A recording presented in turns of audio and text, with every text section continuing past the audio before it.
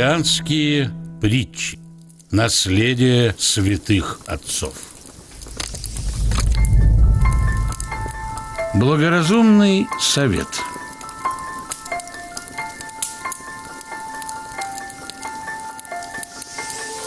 Один мужчина, вспыльчивый и несдержанный, был женат на тихой и кроткой женщине.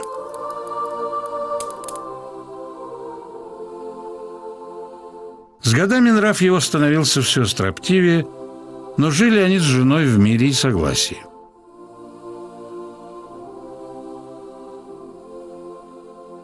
Подруги жены, нередко ссорившиеся и скандалившие со своими мужьями, не переставали этому удивляться и часто просили у нее совета. «Скажи, подруженька, — говорили они, — муженек-то твой тоже не сахар, а живете вы дружно, как бы и нам со своими мужьями не ссориться».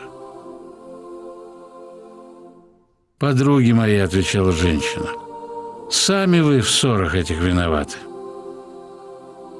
Скажут вам мужья слова сердитые, а вы им с досадой отвечаете.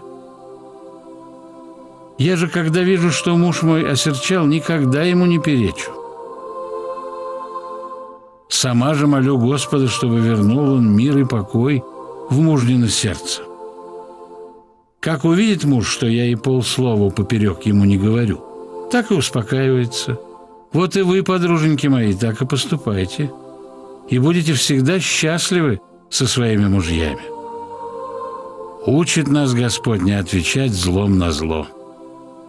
А если злым словом на злое слово не отвечать, то и будет в семье порядок и мир».